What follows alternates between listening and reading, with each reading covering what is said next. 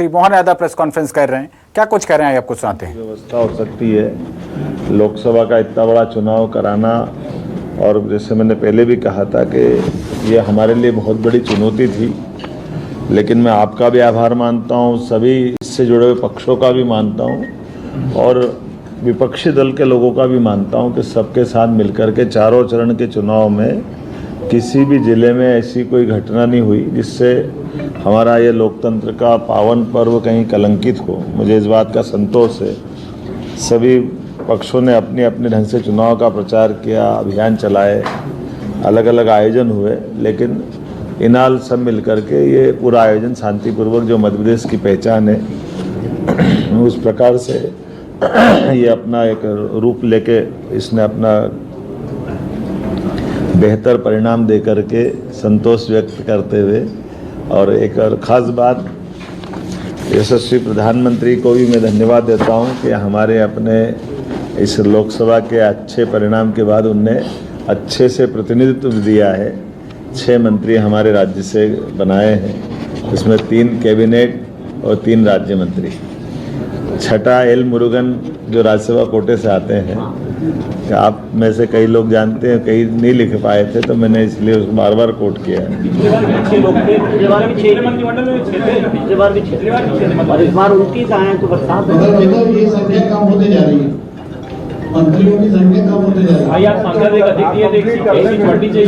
मैं पहले बोल दूं फिर मेरे आ जाए। माननीय प्रधानमंत्री ने जैसा हमारे इस चुनाव के दरमियान कैंपेन किया था, और एमपी के मन मोदी, मोदी के मन में एमपी, और हमने सबने भी उनकी भावना के हिसाब से अलग अलग काम को बहुत गति से बढ़ाया था। आपकी जानकारी के लिए बता दूं, केन बेतवा लिंक योजना के माध्यम से विश्व का पहला नदी जोड़ो अभियान अपने इस मध्य प्रदेश और यूपी की धरती से प्रारंभ होगा, और इसी में हमने 12,000 और 5,000 2 अलग अलग टेंडर इसके जारी भी कर दिए, और वो स्वीकृति की स्थिति में आ गए हैं। बड़ा बीच में फॉरेस्ट के लैंड का एक इशू था, जिसके कारण से उलझा हुआ प्रकरण था, लेकिन फॉरेस्ट को दूसरी लैंड उपलब्ध करा करके हमने इसका ये जो बीच का संकट है उसको बाहर करने का प्रयास किया है। मुझे एक और बात जानकारी देते हुए आनंद है कि पार्वती कालीसिंध चंबल योजना, ये राजस्थान और मध्य प्रदेश के बीच 20 साल से उलझा मसला था। तत्कालीन जल शक्ति मंत्री श्रीमान गजेंद्र शेखावत जी की मौजूदगी में मध्य प्रदेश और राजस्थान के सीएम के साथ उनके अपने मंत्रीगण, हमारे मंत्रीगण और सबने मिलकर के 50-50% के आधार पर 35-35 हज़ार करोड़ के अलग अलग प्रकार से अपनी अपनी भूमि में इनके डैमों की श्रृंखला बनाते हुए ये एक बड़ा काम चालू किया, जो बड़ी परियोजना है पीकेसी के नाम से। इसका पूरा हमारा चंबल का, मालवा का, ये पश्चिमी मध्य प्रदेश का हिस्सा बहुत लाभान्वित होगा। एक और बड़ा प्रोजेक्ट 1956 का बना हुआ गांधी सागर डैम, जिसमें 50-50% की जल राशि के आधार पर बंटवारा हुआ था, लेकिन कुछ कमी रह गई। उसके लिए भी हमने इसे उठाया और इस पर बात कर रहे हैं कि भाई ज़मीन हमारी ज़्यादा जा रही है और पानी का उपयोग हमको कम मिल रहा है, तो हमारे किसानों की दृष्टि से चंबल का पानी का हमारा हक भी और बढ़ता है। इस बिंदु को रेस करते हुए हमने इसमें मीटिंग भी की है, और मुझे लगता है कि इसका अच्छा समाधान निकलेगा, ताकि मंदसौर, रतलाम, नीमच, इन जिलों के अंदर लिफ्ट इरिगेशन के माध्यम से इस पानी का उपयोग भी हम करने वाले हैं।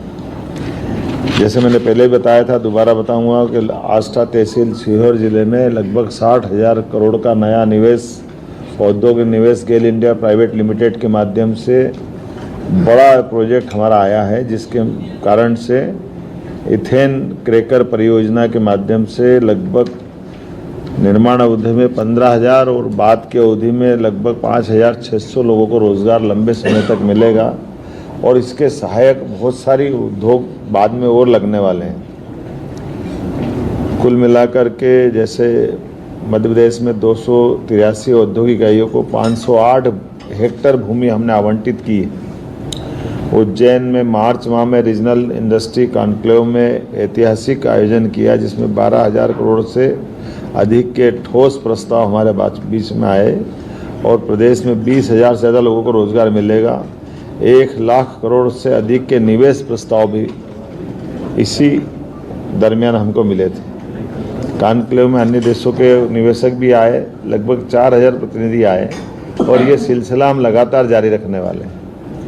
इसको रीजनल कॉन्क्लेव के माध्यम से हम देख रहे हैं कि जहाँ भी हमारे जबलपुर, ग्वालियर, रीवा, अलग अलग और इंडस्ट्रियल बेल्ट भी डेवलप होते जाएं।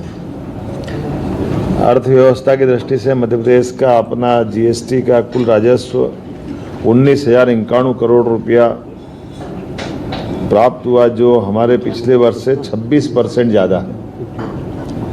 पिछले वर्ष जो जीएसटी कलेक्शन हुआ था उसमें 26% हमने ज़्यादा कलेक्शन किया है। और जैसा कि आप जानते हो कि बड़ी धनराशि मिलती तो बड़े पैमाने पर उसके भविष्य में लाभ उठाए जाते हैं। कृषि के संबंध में 2024-25 में 6 लाख से अधिक किसानों का 48 लाख मीट्रिक टन से अधिक की गेहूँ खरीदी हमने कर ली।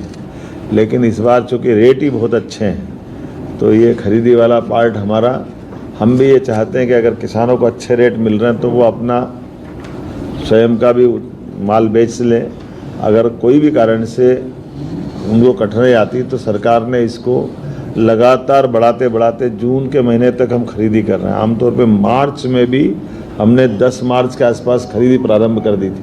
इतनी लंबी खरीदी कभी नहीं चली और एक तरह से वो रेट को नीचे न गिरने देने का हमारा जो संकल्प है कि हम इस रेट से नीचे किसी हालत में भाव नहीं जाने देंगे। और लगभग 2400 रुपये कुंटल गेहूँ हमने खरीदा है, उसमें 125 रुपये का बोनस हमारी सरकार के द्वारा दिया गया।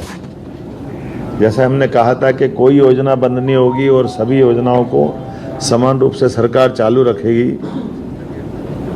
लाडली बहना योजना के बारे में भी हमने वही जो दिया गया वचन निभाया है। लगातार हमारी 1,29,00,000 बहनों के खाते में अभी तक 9,455 करोड़ रुपए की राशि का अंतरण हमारे द्वारा कर दिया गया। इसी प्रकार से लाडली लक्ष्मी योजना में 6 माह में 73,880 लाडली बहनाओं के खाते में बालिकाओं के 34 करोड़ की राशि अंतरित की गई।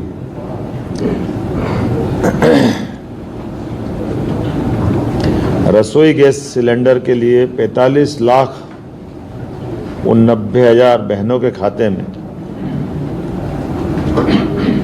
118 करोड़ की राशि का अंतरण किया है। आपकी जानकारी के लिए कि बहनों को जो हमने कहा था कि 450 रुपये में गैस सिलेंडर देंगे गरीब बहनों को, तो वो हम बराबर दे रहे हैं। चुनाव में बहुत झूठ बोला गया कि ये नहीं दे रहे हैं। हमने उनको चुनौती दी थी कि बताइए ये पैसे जा रहे हैं कि नहीं जा रहे हैं, और ये मैंने बताया आपको कि 118 करोड़ रुपया उनके खातों में गया।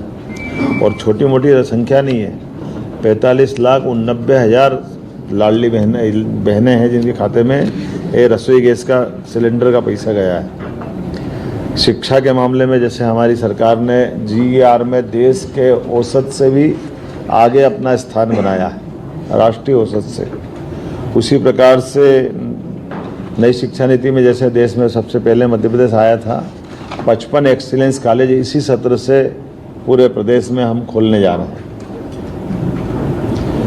जिसमें PM उत्कृष्टता महाविद्यालय में उन्नयन में जिस ढंग से काम किया है और इसी से जुड़े हुए 12th पास 75% अंक लाने वाले 90,000 विद्यार्थियों को लैपटॉप के लिए प्रति विद्यार्थी 25,000 रुपये की राशि भी हम लोग देने वाले हैं, जिसके माध्यम से वो गुणवत्तापूर्ण शिक्षा ग्रहण कर सके। उनके जीवन में ये लैपटॉप के माध्यम से नई तकनीक के आधार पर उनकी दक्षता और अच्छी बढ़े।